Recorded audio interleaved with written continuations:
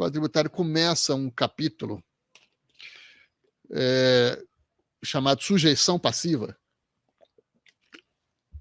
para falar do sujeito, para fazer conceituar o sujeito passivo da obrigação tributária, né? O que é o sujeito passivo? O sujeito passivo é aquele que está obrigado a pagar. É simplesmente assim. Na relação de direito material obrigacional, né, nós temos sempre num polo credor, no outro devedor. Né? O devedor da obrigação tributária, da relação jurídica de direito material tributário, é chamado de sujeito passivo. Então, sujeito ativo, o credor, normalmente o Estado ou algum delegado do Estado, né? Alguém que esteja nessa situação por delegação estatal. E no outro polo passivo, nós temos o devedor. Então, diz aí o artigo 121 do Código Tributário, sujeito passivo da obrigação principal, e nós já fizemos aqui uma distinção, creio que foi na aula passada, né, entre obrigação principal e obrigação acessória. Obrigação principal é a obrigação pecuniária, é a obrigação de pagar. Pagar o quê?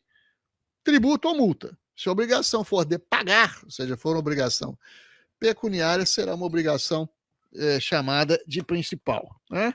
Se for uma obrigação de fazer ou de não fazer, será obrigação acessória. Né? Então vamos lá, o sujeito passivo da obrigação principal, ou seja, da obrigação pecuniária, é a pessoa obrigada ao pagamento de tributo ou penalidade pecuniária. E no parágrafo único, diz o seguinte, o sujeito passivo da obrigação principal disse, aí vem as duas categorias de sujeito passivo, o contribuinte e o responsável. Então diz o código no inciso 1, contribuinte. É contribuinte quando tem a relação pessoal e direta com a situação que constitua o respectivo fato gerador. Vamos traduzir isso aí? Contribuinte, o sujeito passivo, ele é chamado contribuinte quando ele próprio pratica o fato gerador. Fui eu que auferi renda, então o contribuinte do imposto de renda sou eu. Eu sou proprietário de bem imóvel urbano, ok, então eu sou o contribuinte do IPTU, certo? Então o sujeito passivo é chamado contribuinte quando o fato gerador é praticado por ele próprio. Ele pratica o fato, então, portanto, ele é contribuinte. Aí vem o inciso 2.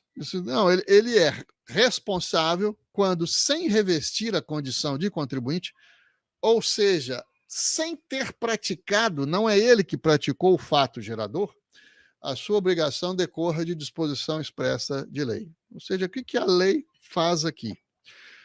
A lei diz que sabe muito bem que fulano não praticou, não realizou o fato gerador, mas a lei o coloca esse fulano como devedor, como sujeito passivo.